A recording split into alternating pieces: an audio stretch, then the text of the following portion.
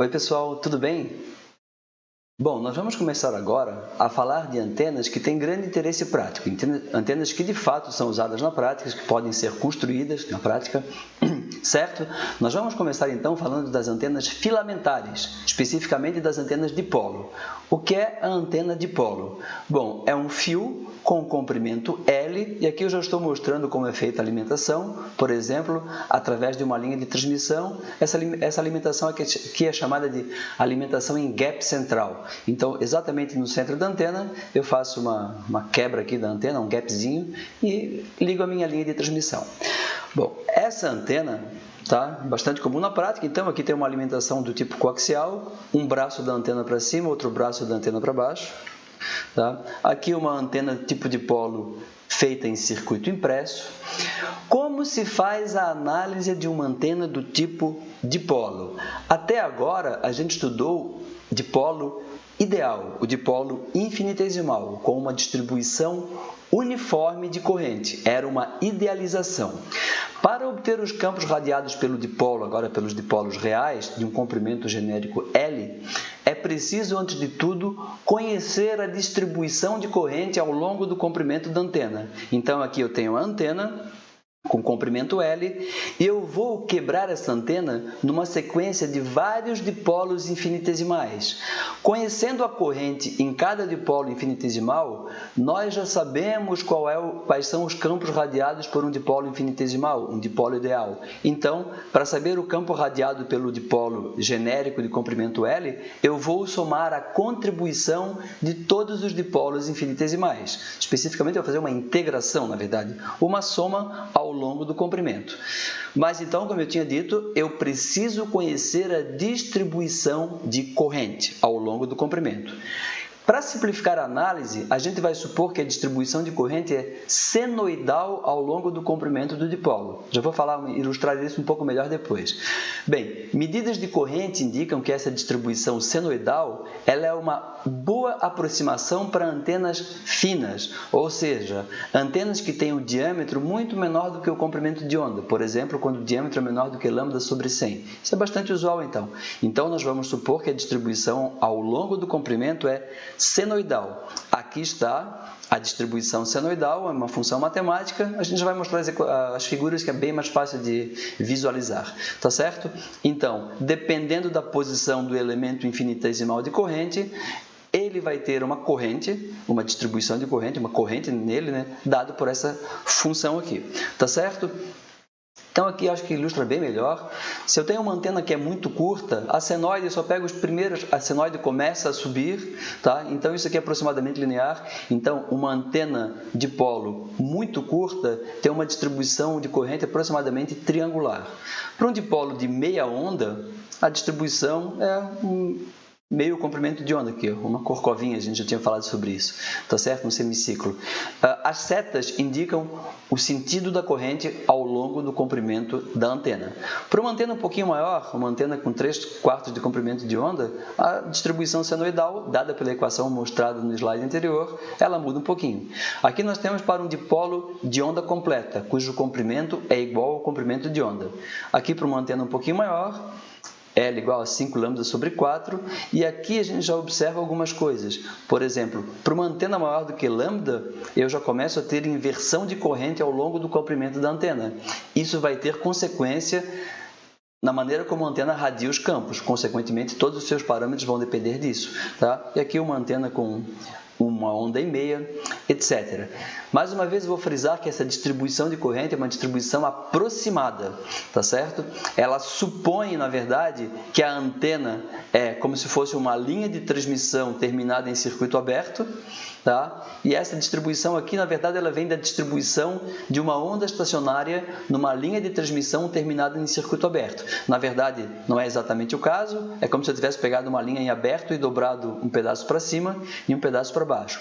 Pelo fato de a antena radiar energia, essas distribuições são apenas aproximações. tá certo? Existem programas de computador, métodos computacionais que permitem obter a distribuição de corrente bem mais exata, bem mais precisa, bem mais condizente com a realidade do que a aproximação senoidal. Mas a aproximação senoidal, ela já permite obter resultados bem bons, certo? Vamos começar com uma antena bem pequenininha, que é o dipolo curto. Dipolo curto não é o dipolo infinitesimal. O dipolo infinitesimal, para nós, aquele dipolo ideal hertziano que a gente já estudou, a distribuição de corrente era uniforme. Aqui, ele é uma antena real, a distribuição não é uniforme. O critério que a gente vai adotar é que o comprimento é menor do que lambda sobre 10. E aqui está a distribuição de correntes para um dipolo curto. Isso daqui, na verdade, é como se fosse uma senoide que começa a subir, uma senoide, e no início da senoide subindo é aproximadamente linear. A antena é tão pequena que ela não chega a ter um semiciclo aqui da senoide, tem só as extremidades. Então, a distribuição é aproximadamente triangular. O tamanho das setinhas aqui ao longo da antena é proporcional ao módulo da corrente na antena. Nas extremidades, a corrente é sempre zero. Eu estou supondo que as antenas são muito finas, tá certo? O diagrama de radiação, então, como eu iria obter? Eu teria que decompor esse dipolo numa sequência de dipolos ideais, certo? Então, e eu somaria a contribuição de cada dipolo ideal ao longo do comprimento da antena, obteria os campos. A gente não vai fazer isso aqui, tá? Tem que fazer uma integração, é meio chato de fazer, mas o importante são as conclusões. E o diagrama de radiação está aqui, é uma rosquinha, tá? E por incrível que pareça, essa rosquinha é exatamente idêntica à rosquinha do dipolo ideal, do dipolo infinitesimal que a gente já viu. Logo, a diretividade também é igual, é 1,5. Porém, a resistência de radiação é 4 vezes menor. Se a distribuição de corrente fosse uniforme, a gente já tinha obtido essa equação, era 80 aqui. Para o dipolo curto, com distribuição triangular, a resistência de radiação é 20 aqui, esse número. Então, é 4 vezes menor do que a do dipolo ideal. A impedância de entrada tem uma parte real. Uma parcela dela se deve à resistência de radiação e outra se deve à resistência de perda ômica ao longo do comprimento da antena. Se for uma antena sem perda, a resistência de perda é zero. Na prática, nunca é sem perda, sempre tem alguma perda. E quando a antena é um dipolo curto, como a resistência de radiação é muito baixa, a resistência de radiação pode até ser menor do que a resistência de perda. Então, é uma antena com eficiência bem pequena. Além disso, a impedância tem uma parte imaginária, uma parte reativa, e essa parte reativa é muito menor do que zero, ela é fortemente capacitiva. Então, o dipolo curto, além de ter uma baixa resistência de radiação, de ser um radiador muito pouco eficiente, além disso, ele tem uma impedância fortemente capacitiva. É muito difícil de fazer o casamento de impedâncias com uma linha de transmissão, um cabo coaxial de 50 ohms, 75 ohms ou uma linha bifilar de 300 ohms paralela, tá? Então, o dipolo curto realmente é uma antena ruim como antena, tanto como radiador quanto receptor, tá? Vamos falar de uma antena muito mais eficiente e muito mais utilizada, que é o dipolo de meia onda. O dipolo de meia onda, então, é uma antena dipolo cujo comprimento é exatamente metade do comprimento de onda. Eu falei exatamente, na verdade eu vou falar que não é exatamente, tem uma razão para isso. Aproximadamente lambda sobre 2, tá? Teoricamente seria igual a lambda sobre 2. A distribuição de corrente está aqui, é uma distribuição senoidal, a corrente é zero nas extremidades e é máxima próximo ao ponto de alimentação, aqui no ponto central, no gap central, tá? O diagrama de radiação também é uma rosquinha que seria obtido, eu teria que fazer a integração aqui dos campos devido a cada pedacinho da antena, também não vamos fazer isso, tá? O diagrama é uma rosquinha, mas é uma rosquinha um pouco mais achatada do que o do dipolo curto. Consequentemente, ela é um pouco mais diretiva. Para o dipolo curto, o ângulo de abertura de meia potência, aqui no plano vertical, era de 90 graus. Para o dipolo de meia onda, esse ângulo é de 78 graus. Então, ela concentra um pouco mais o feixe. Consequentemente, a diretividade é um pouquinho maior. Quanto? 1,64. Então, 1,64 é a diretividade do dipolo de meia onda. Se for sem perda, isso é exatamente igual ao ganho também. Calculando isso em dBi, fazendo 10 log disso, daria 2,15 dBi. Ou em dBd, dividindo por 1,64, para dBd ela é a própria referência, isso daria 0 dBd. Bem, a resistência de radiação é 73 ohms, isso já é um valor muito maior do que do dipolo infinitesimal, do dipolo curto. Significa dizer que para radiar uma determinada potência, eu não preciso alimentar com uma corrente tão elevada como foi no caso das antenas muito curtas. Tá? A impedância de entrada, desprezando as perdas, a parte real corresponde à resistência de radiação, mas tem também uma parte indutiva, uma parte reativa positiva aqui, 42,5 ohms. E isso daqui atrapalha no casamento de impedâncias, tá certo? Então, o que eu teria que fazer? Alguém poderia me dizer, ora, para tornar essa antena com impedância real, bastaria ligar um capacitor aqui em série ou em paralelo nos terminais de alimentação. É uma ideia. Não é o que se faz na prática, tá? Então, para eliminar essa parte indutiva, é possível mostrar que, em vez de fazer lambda sobre 2, fazendo um pouquinho menor do que lambda sobre 2, 1% ou 2% menor do que lambda sobre 2, encurtando levemente o comprimento da antena, essa parte imaginária se anula. Então, a antena tem uma impedância puramente real. E essa impedância é de aproximadamente 70 ohms. A gente diz que a antena opera na ressonância, com impedância puramente real, certo? Então, encurtando levemente o comprimento do dipolo, em vez de lambda sobre 2, pouquinho menor do que lambda sobre 2, eu tenho que a impedância, a parte real diminui um pouquinho e a parte imaginária tende a se anular, 70 ohms. Quantos por cento do comprimento eu vou ter que encurtar? Isso, na verdade, depende do diâmetro da antena. Tá? Existem programas de computador que permitem avaliar esse tipo de coisa. Então, se é uma antena mais espessa, eu tenho que encurtar um pouco mais. Se é uma antena muito fina, eu vou encurtar um pouco menos. Tá? Mas encurtando levemente. E quando eu digo encurtar, não é projetar uma antena com lambda sobre 2 e depois pegar uma tesoura e cortar.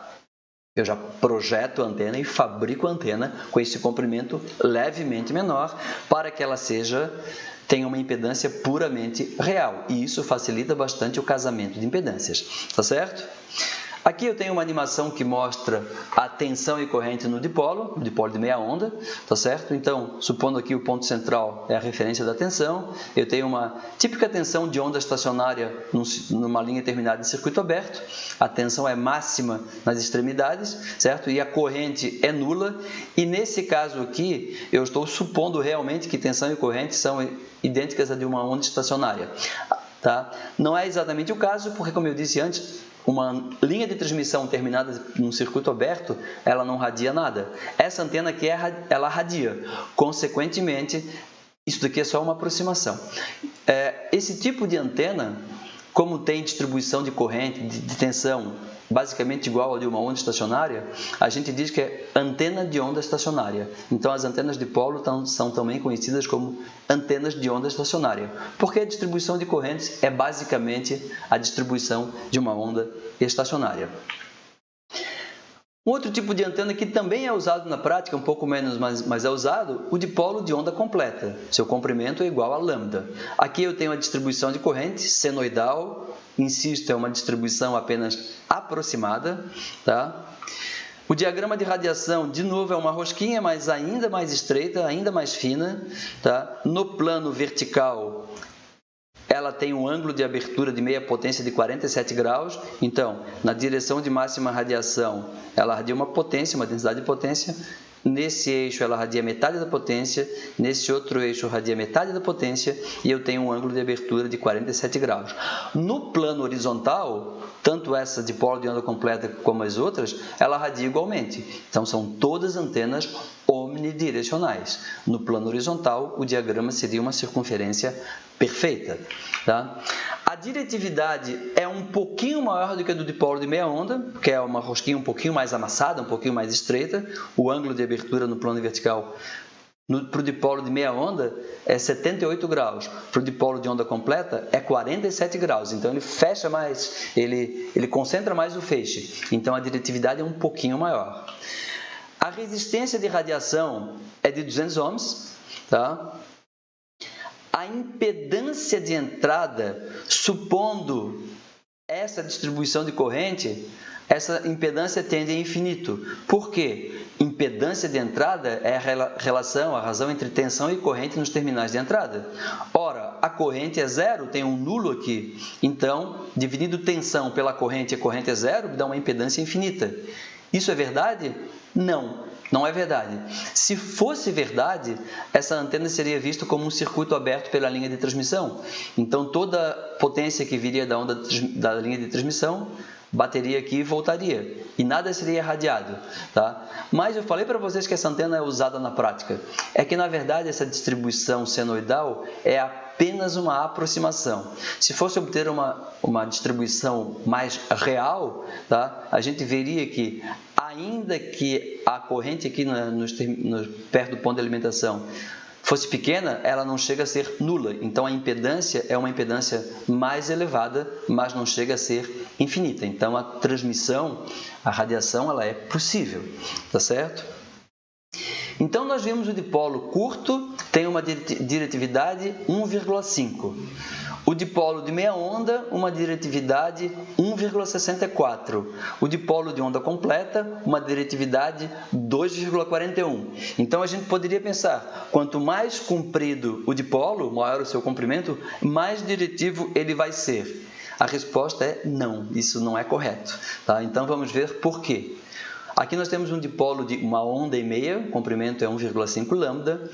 E aqui nós temos a distribuição da corrente. E a gente já vê que ao longo do comprimento da antena, nós temos inversão da corrente. Isso faz com que o diagrama de radiação comece a ter interferências, eu começo a ter lóbulos diferentes. Então, se era uma rosquinha, já não é mais. Aqui no plano vertical, eu tenho outros lóbulos bem diferentes da rosquinha. Consequentemente, ela acaba espalhando a energia em outras direções. E a diretividade, que era 2,41 para o dipolo de onda completa, caiu para 2,22 para o dipolo de uma onda e meia. Então, eu aumentei o tamanho da antena e ela se tornou menos diretiva. E a razão para isso são as interferências causadas pela inversão de corrente ao longo do comprimento da antena. Para essa antena, a resistência de radiação também é de aproximadamente 100 ohms. Tá? Então, se eu alimentar essa antena com uma corrente eficaz de 1 ampere, ela vai irradiar 100 watts, aproximadamente. Tá? Na ressonância, ela já é aproximadamente uma antena ressonante. Tá? Então, ela tem uma impedância de entrada que, se eu encurtá-la levemente, variar um pouco seu tamanho, ela se torna ressonante. Então, a impedância de entrada vai ser aproximadamente igual a 100 ohms também. Tá? E aqui eu vou mostrar um gráfico, tá, que vale por uma antena dipolo de comprimento genérico. Então, vamos por partes aqui. Aqui no eixo horizontal, eu tenho o comprimento do dipolo, especificamente o comprimento dividido por lambda, L por lambda, o comprimento normalizado. Então, aqui, 0,5 significa que L sobre lambda é igual a 0,5. Aqui é um dipolo de meia onda. Aqui é um dipolo de onda completa, L igual a lambda, dipolo de 1,5 lambda, etc. Então, no eixo horizontal, é o comprimento do dipolo dividido pelo comprimento de onda. No eixo vertical à esquerda, eu tenho a resistência de radiação. E isso corresponde à curva preta contínua. Então, aqui tem uma curva contínua correspondente à resistência de radiação. Então, o que a gente observa? A gente observa que, para uma antena muito curta, em relação ao comprimento de onda, a resistência de radiação é muito pequena. A gente já sabia disso. Ela precisa de uma corrente bastante elevada para poder radiar uma potência razoável. Tá? Então, elas são muito pouco eficientes. Já o dipolo de meia onda, ela tem uma resistência de radiação de 73 ohms. Está aqui, essa linha tracejada. Tá? O dipolo de onda completa tem uma resistência de radiação de cerca de 200 ohms. Está aqui. Tá? O eixo à direita, vertical, é o eixo da diretividade, correspondente à curva tracejada. Então, aqui, para uma antena muito pequena, a diretividade é 1,5. Tá? 1,5. Tá? Para o dipolo de meia onda, que está anotado aqui, para o dipolo de meia onda, a diretividade é 1,64. Para o dipolo de onda completa, a diretividade é 2,41 e assim para os outros dipolos, tá certo? Então a gente observa que nem a resistência de radiação e nem a diretividade são funções que vão crescendo monotonicamente com o comprimento. Elas têm umas oscilações aqui e essas oscilações se devem justamente à inversão da corrente ao longo do comprimento da antena, que faz com que os campos radiados tenham fases diferentes e causem interferência destrutiva para algumas direções e altera completamente o padrão de radiação, consequentemente altera as propriedades da antena, tá certo? Então aqui eu falei das antenas dipolo, né? Aqui eu tenho algumas variações dessa antena, desse tipo de antena. Então a primeira variação que a gente vai ver é o dipolo dobrado. O dipolo dobrado é um dipolo cujo comprimento é lambda sobre 2 e na verdade é como se dobrado é duplicado aqui, ó. Eu tenho um dipolo e outro dipolo em paralelo com ele. Está ligado aqui como se fosse um loop. Essa separação aqui, ó, ela é bem pequena comparada com o comprimento de onda, tá certo? Se ela não fosse pequena seria um outro tipo de antena. Essa antena também conhecida como antena trombone. O nome é óbvio, em função do formato da antena. O dipolo dobrado radia basicamente igual ao dipolo de meia onda, aqui, tá certo? O diagrama é uma rosquinha, a diretividade é basicamente a mesma. Qual é a diferença do dipolo dobrado? Se a gente fosse fazer a análise aqui, tá, desse tipo de antena, a gente iria chegar à conclusão de que a impedância de entrada, já supondo que ela que é ressonante, que a parte imaginária foi anulada, tá, então é aproximadamente lambda sobre 2, e essa antena ela quadruplica a impedância de entrada. Então, um dipolo dobrado ele é utilizado quando eu quero quadruplicar a impedância de um dipolo de meia onda. Por exemplo, supondo que aqui eu tivesse uma linha de transmissão bifilar com impedância de 300 ohms. 300 ohms casa muito mal com 70 ohms, porém casa muito bem com 280 ohms, certo? Outra coisa, a gente vai ver que outros tipos de antenas, antena Yagi-Uda, por exemplo, ou às vezes até mesmo antena log periódica, o fato de ter na antena Yagi-Uda, a gente ainda vai falar sobre ela, existem vários elementos próximos ao elemento que está radiando. Isso faz com que a impedância de entrada da antena caia muito. Se eu utilizar um elemento excitado aqui como dipolo dobrado, isso quadruplica a impedância e isso facilita o casamento de impedância. Então, o dipolo dobrado também é usado na prática. Esse dipolo dobrado pode ser dobrado literalmente agora, encurvado em formato de anel, tá certo? Nesse caso aqui ele vai mudar a polarização e esse dipolo em anel, isso é bastante utilizado para, por exemplo, transmissão de rádio FM. É uma variação do dipolo dobrado. Aqui nós temos o dipolo em V, tá? É a antena que se compra vai no camelô comprar para ligar a TV em casa, uma antena interna, né? Essa antena aqui, nesse caso aqui tem uma linha bifilar paralela de 300 ohms que vai ligar na TV. Isso aqui é mais antigo, na verdade. Ela é também telescópica, dá para variar o comprimento da antena, dá para variar a abertura da antena, dá para colocar um bombril aqui. Aliás, o bombril, por que se coloca um bombril na antena?